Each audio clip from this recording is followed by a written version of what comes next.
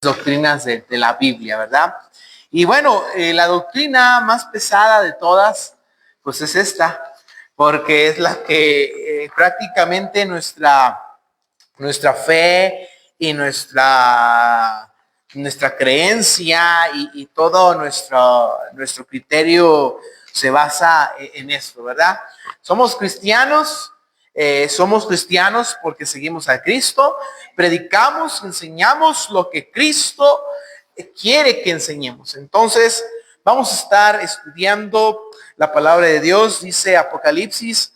Voy a tomar un versículo de lema nada más, Apocalipsis capítulo 1, dice el 8, yo soy el alfa y el omega, principio y fin, dice el Señor, el que es y que era y que ha de venir, el Todopoderoso. Padre, gracias esta tarde por esta bendición. Ayúdanos, Dios, a entender tu palabra, comprenderla y aplicarla en nuestras vidas para tu honra y tu gloria.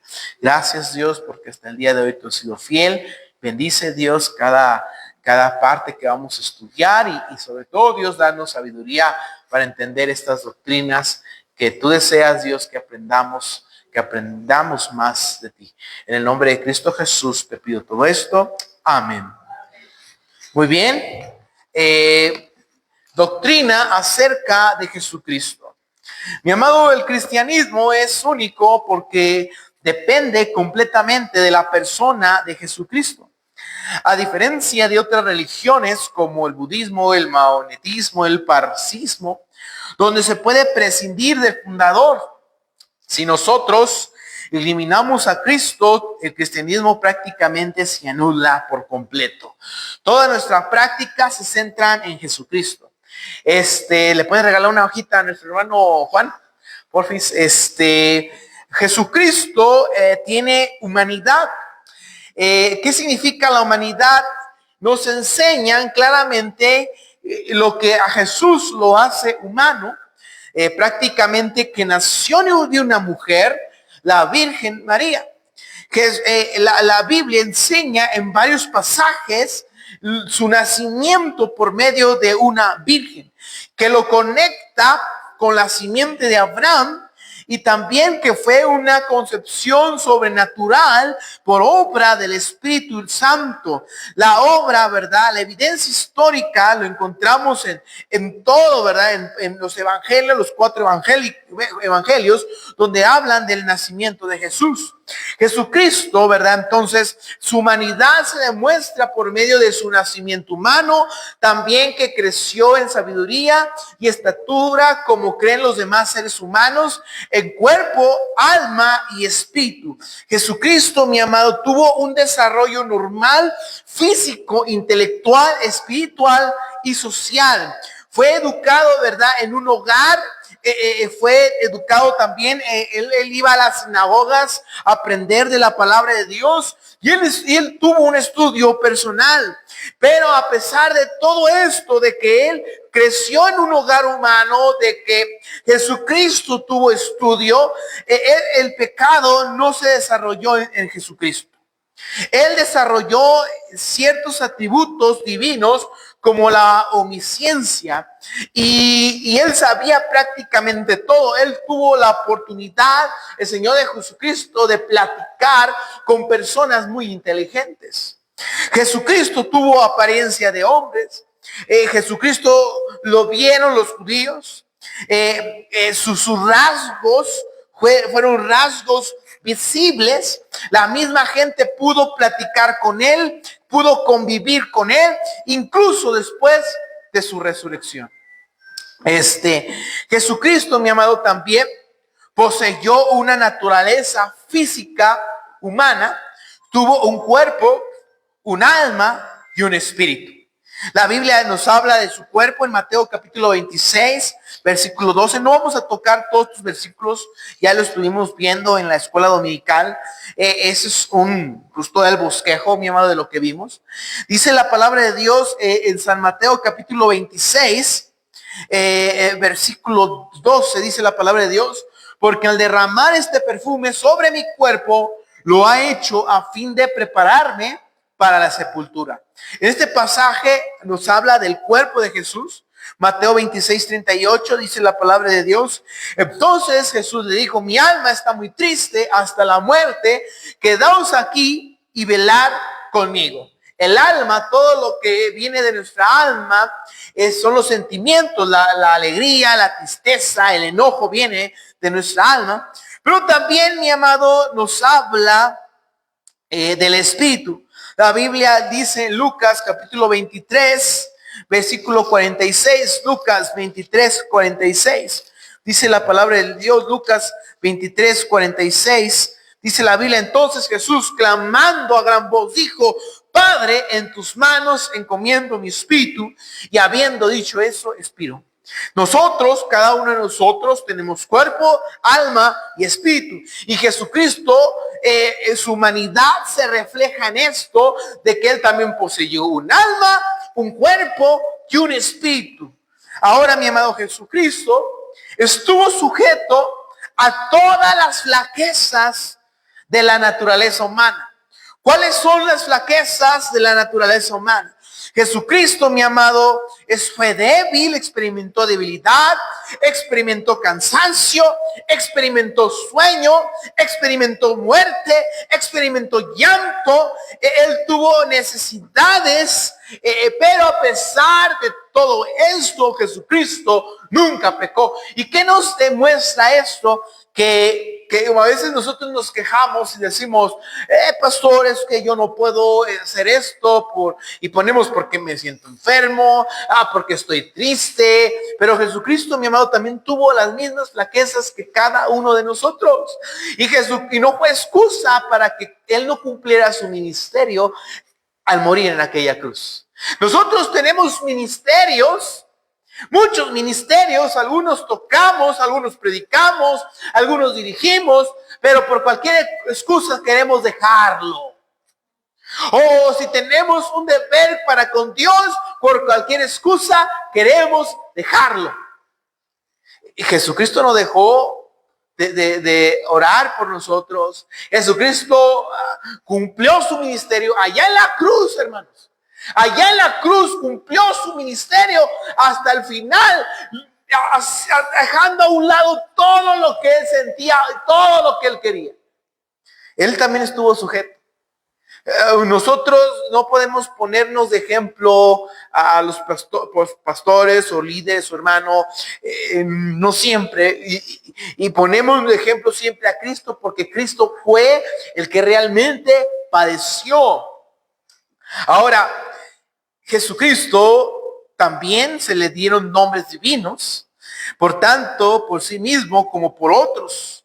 Se le dio nombres humanos. A Jesús se le llamó Jesús, Jesús Nazareno, Jesucristo hombre, hijo de hombre, ¿verdad? Y todo esto, mi amado, lo encontramos aquí en todos estos pasajes de la Biblia. Todo esto usted va a poder llegar a su casa, se va a poder sentar, va a poder estudiar todo esto, porque realmente en la Biblia sustentan una doctrina basada en Jesús. Ahora, vimos, Jesús tuvo una parte humana, humanidad, pero también tuvo divinidad. ¿Qué es divinidad, hermanos? ¿Qué es divinidad? Divinidad es ser Dios. Nadie aquí, todos somos humanos, todos. La hermana Mercedes es humana, el hermano Juan es humano, hermano Félix es humano. Y esa humanidad está basada en lo que sentimos, tanto físicamente como en el alma y en el espíritu, ¿verdad? Jesucristo tuvo miedo cuando tuvo temor. Jesucristo tuvo dolor, como muchos de nosotros. Eso nos hace humanos. Pero el único divino es Él. Jesucristo es el único ser divino. Y a Él, hermanos, se le dan nombres divinos. Se le llama Dios. En el principio era el verbo y el verbo era Dios. San Juan 1:1. También se le llama en Hebreos 1:8 Dios. El unigénito de Dios. El Señor. y sobre todo Dios, sobre todas las cosas, el gran Dios y Salvador, el verdadero Dios, mi amado. A Él se le llama Dios. Su divinidad se basa en que Él es Dios todopoderoso. También se le llama Hijo de Dios. Y este título es aceptado por Jesús. Indica una afiliación única y esencial y eterna con Dios Padre. No una mera relación moral. Su uso provocó acusaciones de blasfemia porque implicaba igualdad con Dios. La palabra unigénito subraya su singularidad frente a los hijos de Dios por adopción. Mi amado, cuando cada uno de nosotros, en San Juan capítulo 1, versículo 11 y 12, dice la palabra de Dios que a los que le recibieron les da potestad de ser hechos hijos de Dios. Pero eso se basa en la adopción. El que somos adoptados como hijos de Dios. Pero Él se le llama el unigénito, el único Hijo de Dios. Y Jesucristo no lo veía como mal. Él mismo se llamaba el Hijo de Dios. Por lo cual, mi amado, los judíos lo veían como una blasfemia. Es que Él está blasfemando, se está haciendo igual a Dios. Él se cree Dios. Sí, Él se llamaba Dios. También se le llama el Señor, que en griego se llama Kyrios. Este título aplicado en el Nuevo Testamento tiene un sentido divino. Se usa para Jesús, es un señorío absoluto. También, hermanos, se le dan otros nombres divinos como el primero y el último, el alfa y el omega, ¿verdad? En Apocalipsis capítulo 1, versículo 8. El primero y el último, diciendo que Jesucristo, mostrar que Jesucristo estuvo desde el inicio y va a estar hasta el final, o sea, hasta la eternidad. Ahora, mi amado, también a Jesús se le asigna culto divino. Las escrituras ordenan adorar solamente a Dios. La Biblia dice en Mateo capítulo 4, versículo 10, dice la palabra de Dios. Mateo 4, 10, dice la Biblia. Entonces Jesús le dijo: vete, Satanás, porque escrito está: al Señor Dios adorarás, y a Él, ¿qué, mi amado? A Él solo servirás. Sí, mis hermanos, así es. Las escrituras ordenan adorar a un solo Dios. Sin embargo, mi amado, Jesús aceptó y recibió adoración. La Biblia nos lo enseña en San Juan capítulo 4, versículo 10, dice la palabra de Dios. San Juan 4, 10, dice la palabra de Dios. San Juan capítulo 4, versículo 10. Dice la Biblia, San Juan 4, 10, dice la escritura de la siguiente manera. San Juan capítulo 4, versículo 10, dice: y respondiendo Jesús le dijo: si conocieras el don de Dios y quién es el que te dice dame de beber, tú le pedirías y Él te daría agua viva. Así es, mi amado. Jesucristo también recibió adoración. Más adelante, San Juan capítulo 20, versículo 28, San Juan 20, 28, dice la palabra de Dios. San Juan 20, 28, gracias, hermano. San Juan 20, 28, dice la palabra de Dios: entonces Tomás respondió y le dijo: Señor mío, ¿y qué, mi amado? Y Dios mío. Así es, a Él se le asigna culto divino. Así es, a Dios, a Jesucristo, se le asigna culto divino. Entonces, mi amado, a Jesucristo, ¿verdad? Es el único que se le adora, se le honra como el Hijo. Los ángeles, mi amado, también lo adoran.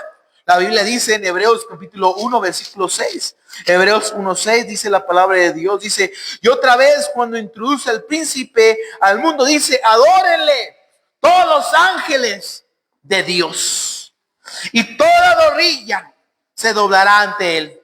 Mi amado, los ángeles adoraban a Jesús.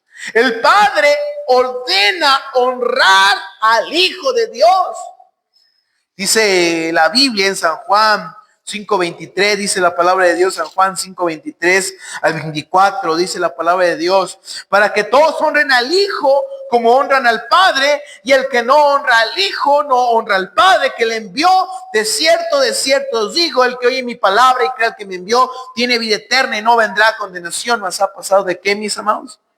De muerte a vida. Así es, mi amado. La iglesia primitiva practicaba la adoración a Jesucristo. Entonces, a Jesucristo se le asigna culto divino. Al único que se le adora por su divinidad es Jesucristo. Cristo, mi amado, posee cualidades y propiedades de la divinidad. ¿Qué quiere decir, mi amado? ¿Qué es lo que hace a Jesucristo que sea divino? Jesucristo tuvo preexistencia. Jesucristo existía antes de Abraham y desde el principio. Por eso dice, cuando en San Juan 1:1 dice que en el principio era el verbo y el verbo era con Dios y el verbo era Dios, hace alusión a Jesucristo. Jesucristo estuvo desde el inicio en la creación. También tiene existencia por sí mismo y poder para dar vida. El poder para dar vida. Él, recordemos, mi amado, que tuvo poder para traer de la vida a Lázaro.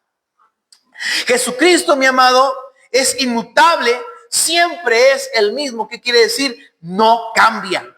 En él habita toda la plenitud de la divinidad de Dios. Todo el poder de Dios está sobre Jesucristo. Esas son las cualidades del ser Jesucristo, del Señor Jesucristo en su divinidad. Ahora, mi amado, también se lo atribuyen atributos divinos.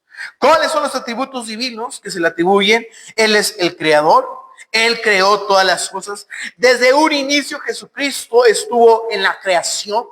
La Biblia dice en San Juan capítulo 1 versículo 3. La palabra de Dios dice en San Juan capítulo 1 versículo 3. Dice, y todas las cosas por él fueron hechas y sin él nada de lo que ha sido hecho fue hecho. Entonces Jesucristo tuvo parte también en la creación. Él también tiene el poder de crear. ¿Algún ejemplo que se les venga a la mente, mis amados? Cuando estuvo así, pero cuando en su ministerio que haya Jesucristo creado algo así de la nada. El agua, el vino, los peces y los panes. Él también, por eso tiene poder de creador. También tiene el poder de sustentador de todas las cosas. Dice, mantiene el universo. La palabra de Dios dice ahí, la Biblia, ¿verdad? En Colosenses 1:17, Colosenses capítulo 1, versículo 17. Le digo, no vamos a leer todos, mi amado, porque pues sí nos llevaríamos como la vez pasada, ¿verdad? Nos llevamos 3 meses en todo esto, ¿verdad? Nomás estamos dando un repaso. Dice, el cual nos ha librado de toda potestad de las tinieblas y trasladado al reino de su amado Hijo. Así es, dice ahí la palabra de Dios. Dice el 17, dice, y él es antes de todas las cosas y todas las cosas en él subsisten. Todas las cosas subsisten en el Señor Jesucristo. Él tiene, mi amado, el derecho de perdonar pecados. ¿Se acuerdan que también la gente lo criticaba? ¿Quién eres tú para perdonar pecados? Jesucristo tiene el poder para perdonar pecados que solo le pertenece el ministerio a Jesús, ¿verdad? Perdonó pecados una y otra vez. Ahora, mi amado, debemos tener en cuenta que solamente ese ministerio lo tiene Jesús. El Espíritu Santo, ¿no? Si usted atenta contra el Espíritu Santo, usted se puede morir como Ananías y Zafira. Recuerde que Ananías y Zafira atentaron contra el Espíritu Santo. ¿Y qué pasó? Se murieron.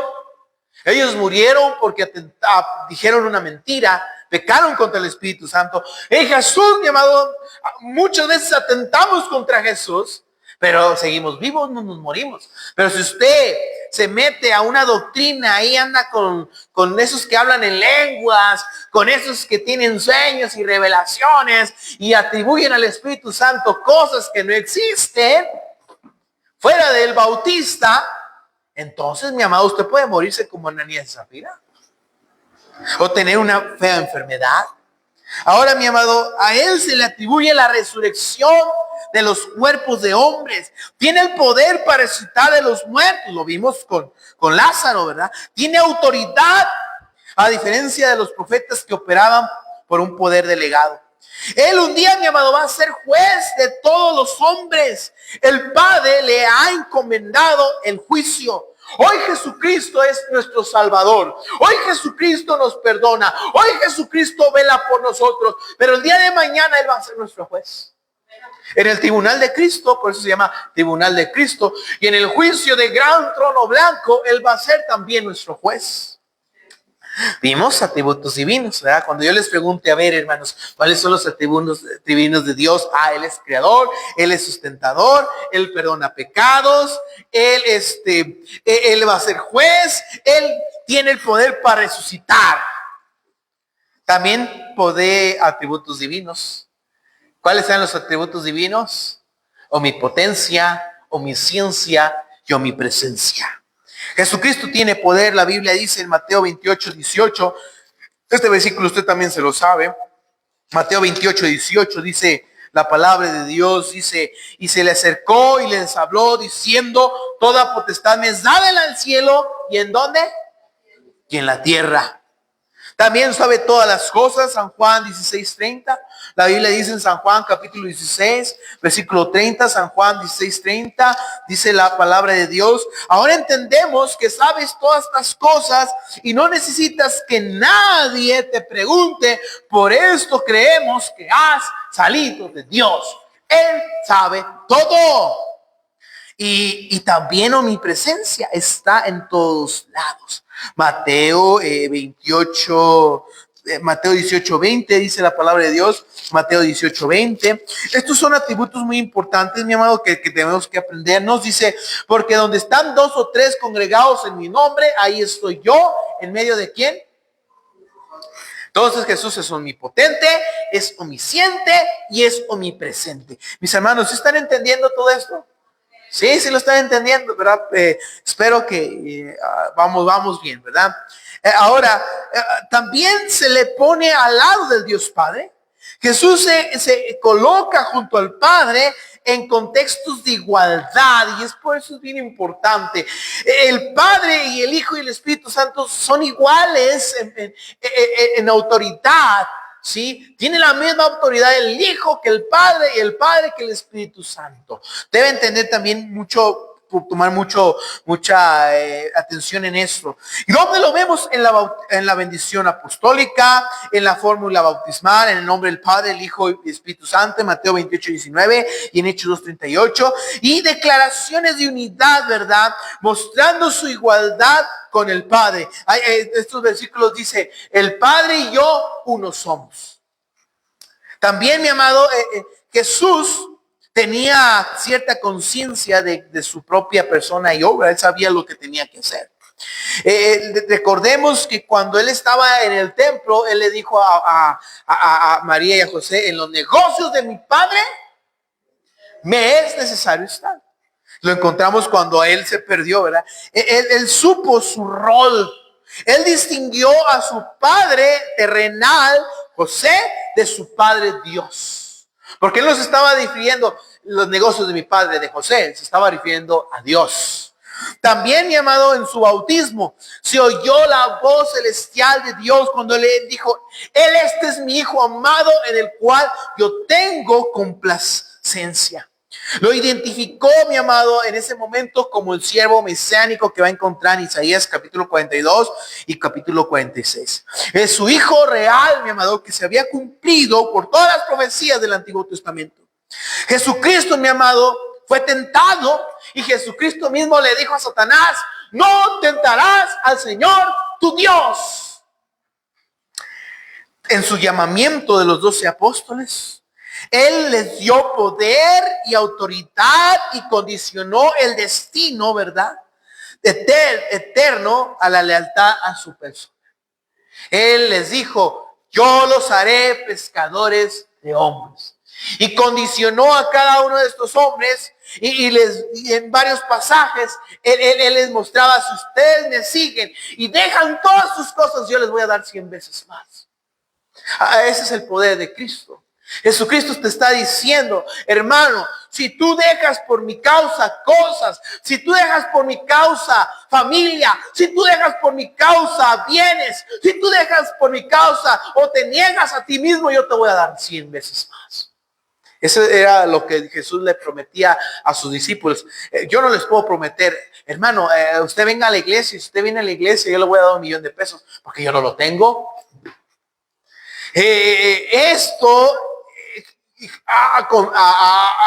Comparado con Jesús, Jesús sí lo prometía, porque él sí tenía poder para hacerlo, para darlo. Ahora, mi amado, en el sermón de monte, Jesucristo se colocó por encima de Moisés. Que más adelante, ¿verdad?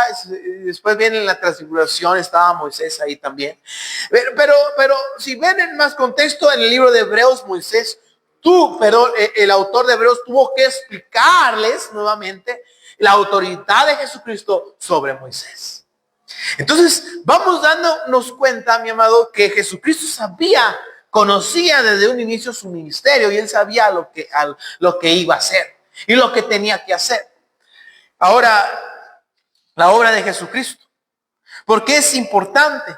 Ocupa un lugar supremo en la religión cristiana. Imagínense, si ustedes quitan a Jesucristo, todo lo que Cristo hizo en la cruz, se acaba el cristianismo. Nosotros, mi amado, es importante porque tenemos cierta relación. La obra central de Jesucristo fue ser Salvador y Redentor a través de su muerte. Tenemos relación con la encarnación. Su propósito principal de la encarnación fue hacer posible la expiación mediante la muerte. Un cristiano, ¿qué sería un cristiano si Jesucristo no hubiera muerto por él? Su prominencia en las escrituras.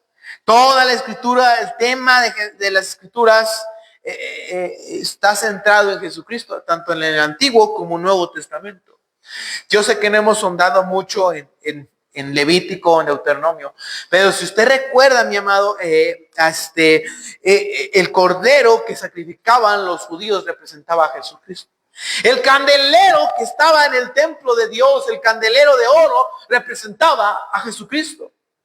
El atuendo que utilizaba el sumo sacerdote para llevar a cabo los sacrificios representaba a Jesucristo. El sumo sacerdote que sacrificaba y entraba al lugar santísimo representaba al Señor Jesucristo. El velo, mi amado, que estaba puesto entre el lugar santo y el lugar santísimo representaba a Jesucristo.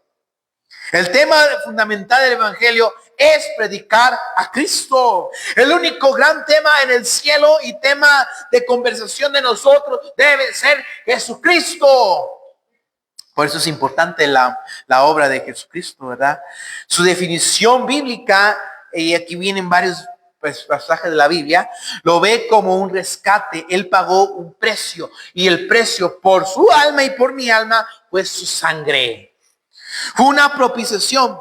Esto es importante, miren. Cristo es la cubierta o sacrificio como el propiciatorio del Antiguo Testamento que aplaca la ira de Dios contra el pecado, haciendo posible que Dios perdone al pecador justamente. Una propiciación en aquel entonces era un sacrificio que tomaba el lugar de la persona que había cometido la falta. ¿Sí? ¿Sí? ¿Sí, hermanos? ¿Sí entendieron? Les voy a preguntar, ¿qué es propiciación?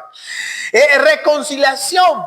La muerte de Jesucristo elimina la enemistad entre Dios y los hombres. Dios estaba enojado con la humanidad completamente. El mundo estaba condenado por el pecado y la gente del mundo iba a ir al infierno. Pero gracias al sacrificio de Cristo hubo una reconciliación y también una sustitución. Jesucristo tomó nuestro lugar. ¿Sí, mis amados? ¿Vamos bien? Esto ya lo vimos más profundo, lo estuvimos viendo por versículos, ¿verdad? En la escuela dominical. Y aún así no vimos todos. Yo les había prometido a los hermanos que les iba a dar el bosquejo que yo había hecho. Ahora, hay opiniones, ¿verdad? No bíblicas de la muerte de Cristo y dice que la cruz no fue un accidente, ¿verdad? Habla de algunas teorías, la teoría del accidente.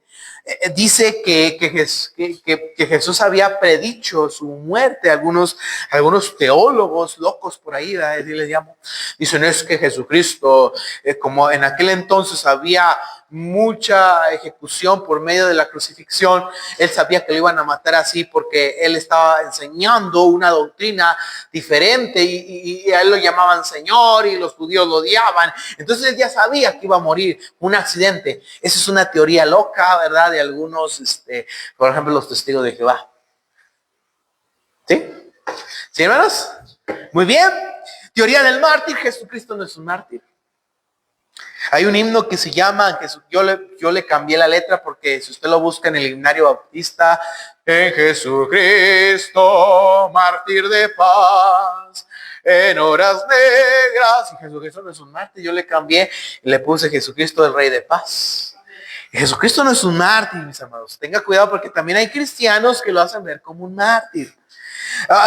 Teoría del ejemplo moral, ¿verdad?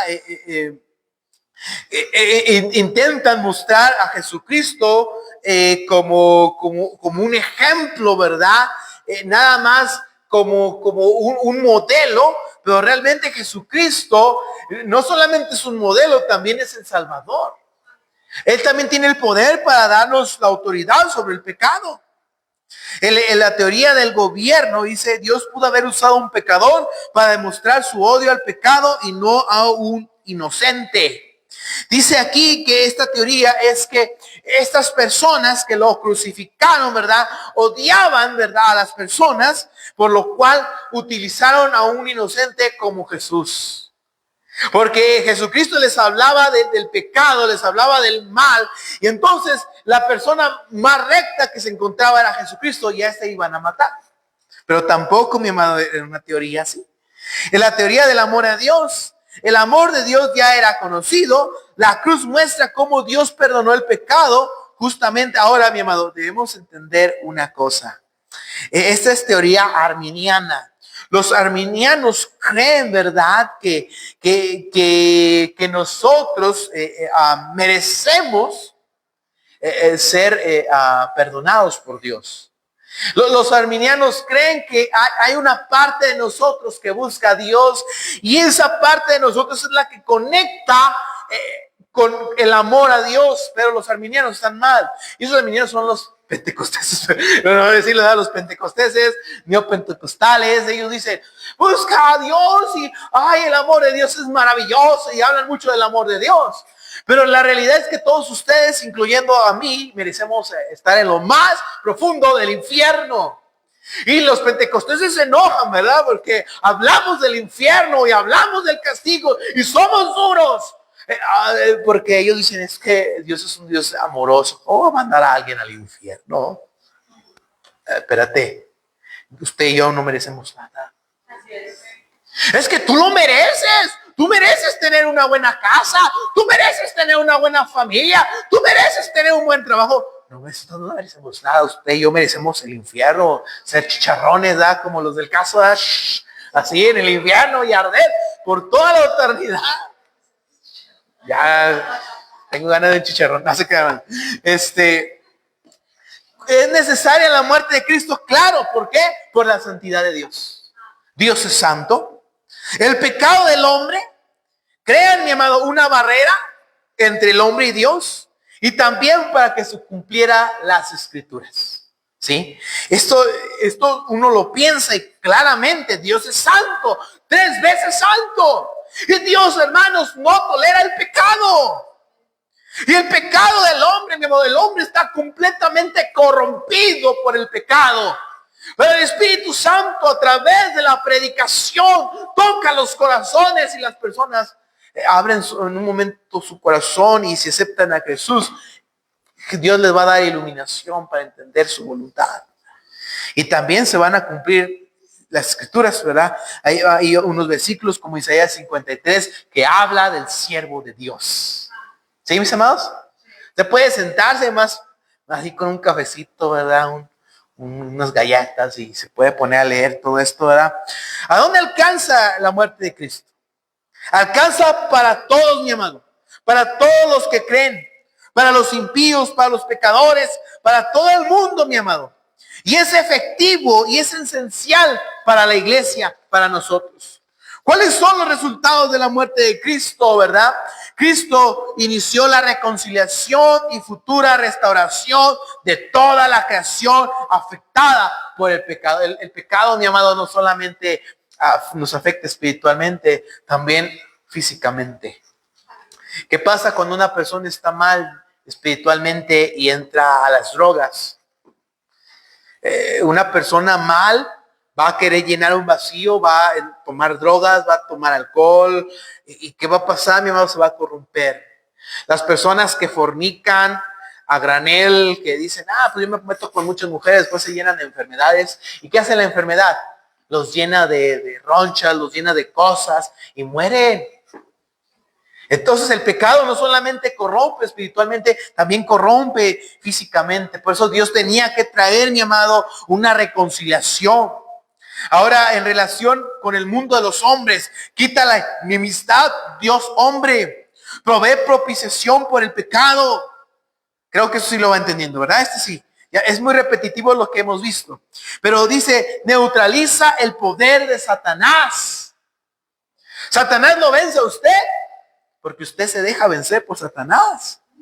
La Biblia, vamos a ver qué dice Colosenses capítulo 2, versículo 10, dice la palabra de Dios. Colosenses 2:10, hermanos. Colosenses capítulo 2, versículo 10, dice la palabra de Dios. Dice, y vosotros estáis completos en la cabeza de todo principado y potestad.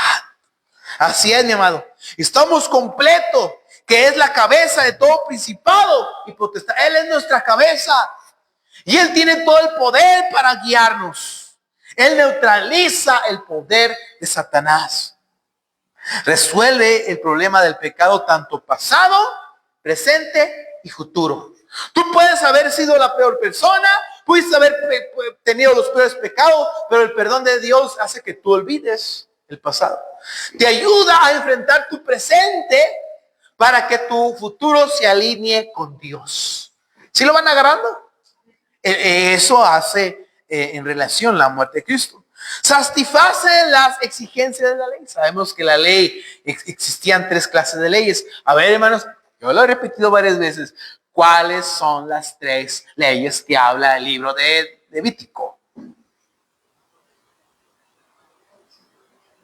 Existían 3 clases de leyes. Y ya lo he tocado varias veces por ahí. Todo el libro de Levítico, ¿verdad? Ley ceremonial. Yo les digo una. A ver, otra. No se preocupen, hermano. También me los bailo allá en el Samaritano. Ley judicial y ley moral. Más adelante lo vamos a ver, mi mamá, más que pues. Judicial, moral y ceremonial. La ceremonial es cómo sacrificaban. La judicial era cuando alguien pecaba y cómo lo apedreaban. La moral, por ejemplo, era cuando una mujer, si ustedes sabían, hermanas, hermanos, cuando una mujer estaba en sus días, era inmunda 7 días. Esa es la ley moral. ¿Sí? Sí, más o menos, ¿verdad? Vamos adelante, ¿verdad? Entonces Jesucristo cumple esas leyes. Por ejemplo, si alguien tocaba un cuerpo muerto, también era inmundo 7 días. O si alguien tenía lepra, también era inmundo. Entra parte de la ley moral. Provee justificación, adopción, santificación, acceso a Dios, una herencia y liberación del temor de la muerte para el creyente. Todo viene aquí, hermanos. Cada pasaje, ¿sí, hermano? Todo viene ahí, ¿verdad? Por eso es una doctrina. Ahora, ¿se dan cuenta? Esta es la más grande que van a encontrar y la de escatología que vamos a ver ya hasta el final. No he tocado casi nada de escatología porque pues yo sé que todavía hay cosas que tengo que ir llenándole, ¿verdad? Y si no les preguntas. Pero también Jesucristo quita el efecto sobre Satanás, ¿verdad? La muerte de Cristo derrotó y despojó a Satanás del poder que él tenía sobre la humanidad. Ahora vemos la resurrección de Jesucristo. ¿Por qué es importante? Proclama la resurrección corporal de su fundador.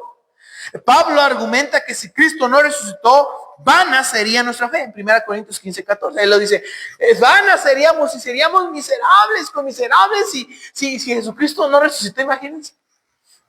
Ahora, Jesucristo, mi amado, murió realmente. Hay evidencia, ¿verdad? La sangre y agua del costado, testimonio de José en Arimatea, el de Pilato, soldados, mujeres, el propio Cristo habló, ¿verdad?, de su muerte. Demuestran que su muerte fue real y no un desmayo. Él murió en el momento que le encajaron la lanza, murió. Pilato, cuando va Nicodemo a buscar el cuerpo de Jesús, va por el cuerpo de Jesús. Estos hombres vieron a Cristo muerto. Ahora también su resurrección fue corporal y literal, no solo espiritual. Hermano, hay una, perdón Dios, espero que no haya nadie, un testigo de Jehová ahí. Pero el testigo de Jehová dice que la resurrección de Jesucristo fue espiritual, que no fue corpórea. Jesucristo, mi amado, resucitó.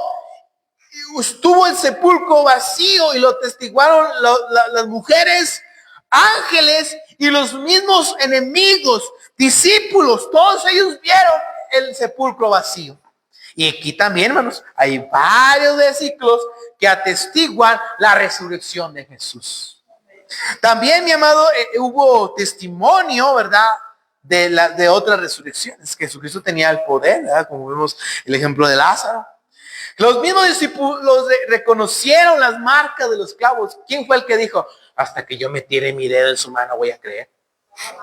Ese se lo sabe. Muy bien. Enseñanza, ¿verdad? Pablo enseña, ¿verdad?, de la resurrección corporal. Cristo mismo, el testimonio apostólico, las apariciones que Jesús tuvo, comió, bebió, fue tocado. Muchos pasajes serían inteligibles sin la resurrección corporal, y era inmortal, ¿verdad?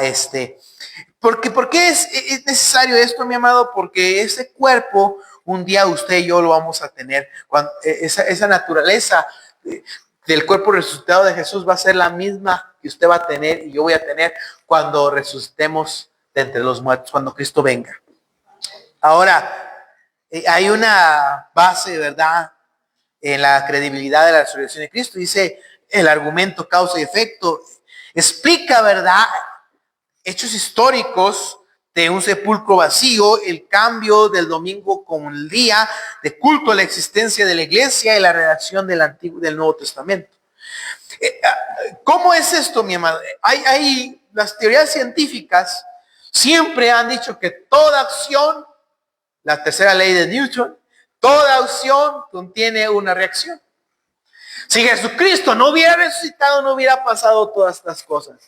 Que el año tiene 365 días, pero cada año se cumple un año después de Cristo. Estamos en el año 2025 después de Jesucristo. La iglesia existe por Jesucristo y la redacción del Nuevo Testamento, ¿verdad? Ahora hay argumento de testimonio. Dice la Biblia en 1 Corintios 15, 9, 6, de 3 a 9, ahí mismo Pablo dice que hubo 500 testigos que vieron a Jesús. Contando los enemigos, los discípulos, las mujeres que fueron a buscar, de carácter intachable, muchos de los cuales murieron incluso como mártires. Esto es bien interesante, hermanos, porque yo no moriría por una mentira. Si el hermano Philip me dijera, yo soy Jesús y voy a morir y voy a resucitar al tercer día, y yo vea que nomás no, pues yo no voy a morir por él, o sí, usted moriría. O si yo les dijera eso, yo soy el nuevo Salvador y voy a morir y van a ver que al tercer día resucito, entonces van a tener que predicar y pues no. Vieron que me linchaban los de aquí, los serinos, y no resucitó el pastor David. No, pues no, era un fraude. Entonces, mi amado, pues ustedes no morirían por una mentira. Pero hubo hombres de carácter que murieron, y un hombre de carácter era Pablo. Pablo era un hombre duro, era un hombre perseguidor de la iglesia, era un fariseo, un doctor, conocía la ley, y él murió por Cristo. Mi amado, algunos dicen, es que, pastor, es que hay testimonios, ¿verdad?, que discrepan, claro, ¿verdad? No solamente en la Biblia va a encontrar textos que hablan, sino también los textos de Ignacio y los textos tertulianos que hablan de ese hombre de Jesucristo, ¿verdad? Como hay libros históricos, por ejemplo, los Macabeos es un libro histórico, no habla de Jesucristo, pero habla de tiempos, de hechos históricos que sufrió el pueblo judío. También hay libros que hablan de Jesús. ¿Sí vamos bien, hermanos? ¿Qué resultados, verdad? ¿Qué resultados hubo de la muerte de Jesucristo, verdad? Fue declarado Hijo de Dios con poder y vindicó todas sus afirmaciones. Con el creyente, ¿qué resultados hay? Nos da seguridad de justificación. Usted ya es perdonado. Usted ya no es, usted ya no lo puedo condenar. Es que Quique era un ladrón y hace 5 años, pero él aceptó a Cristo. Yo ya no puedo decirle ladrón. Él ya fue justificado. Asegura la intercesión del sumo sacerdote vivo y Jesucristo sigue intercediendo por nosotros, dice Romanos 8:34. Provee poder para la vida y el servicio, mi amado. Gracias a que Él resucitó, usted y yo tenemos poder para servirle, porque necesitamos del poder de Dios para servir en la obra de Dios. ¿Cansa la obra? Vimos el domingo lleno y hubo invitación, pero también hay problemas. Y hay muchos que se agüitan. No estoy, ya me voy a ir a la iglesia. Es que hay muchos problemas. Porque le falta el poder de Dios. ¿Qué necesitas orar? Pastor, es que tengo muchas cosas que hacer antes que ir a la iglesia. Te falta poder de Dios para que Dios te dé poder para vencer. Porque Él ya venció en la cruz. Garantiza la resurrección e inmortalidad del creyente. Un día, mi amado, como dice Tesalonicenses 4:14, 2 Corintios 4:14 y San Juan 14:19, un día usted y yo vamos a resucitar de entre los muertos. Ahora, mi amado, con el mundo, dice, garantiza una resurrección futura para todos. Y eso sí, para nosotros los cristianos vamos a resucitar para la vida, pero para los 5 pesos. A ver, ¿usted en cuál resurrección va a estar? ¿En la primera o en la segunda? A ver, Quique, ¿en la primera o en la segunda? ¿Todo ven? Oh, sí, a ver. La primera resurrección. ¿Y quiénes van a estar en la segunda resurrección, Esther? Los que van a ir al juicio del gran trono blanco. Entonces, mi amado, ahora ya vamos a terminar. ¿Eh? Ascensión y exaltación de Jesucristo. ¿Qué significa esto, verdad? Una salida visible y corporal de Cristo de la tierra. Cuando el libro capítulo 1 de Hechos, Jesucristo lo ven todos ascender y desaparecer. ¿Sí? Exaltación es elevado a la posición máxima de autoridad de la diestra de Dios. O sea, Él está al máximo nivel. Fue predicha en el Antiguo Testamento y por Jesucristo mismo, relatada en los evangelios y hechos y enseñada por los apóstoles. Mismo Esteban lo vio cuando él estaba siendo apedreado ahí en Hechos 7 de 55-56. Él en sus últimos momentos de morir, él ve a Jesucristo sentado a la diestra del Padre.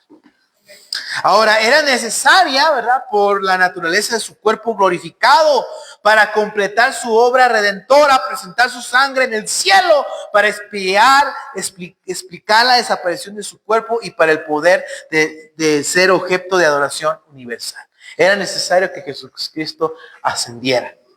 Pero Jesucristo dijo, yo me voy, pero les voy a mandar a quién. ¿Y quién es el consolador? El Espíritu Santo. Ahora, mi amado, ¿cómo fue esta naturaleza? Lo vieron, ¿verdad? Sus discípulos vieron ascender a Jesús. Lucas y Hechos. Recuerden que Hechos es como la continuación de Lucas, ¿verdad? Vamos bien. Penetró hasta los cielos, atravesó las esferas celestiales, hasta la misma presencia de Dios y tomó su lugar a la diestra del Padre. Estar con el Padre al mismo nivel.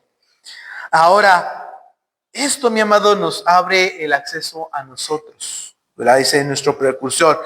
Es el primero y él prácticamente dice, yo soy el primero y ustedes van detrás de mí. Ahí va detrás de mí Sofía, ahí va detrás de mí Julia, ahí va detrás de mí Yasmín, ahí va detrás de mí Gerson.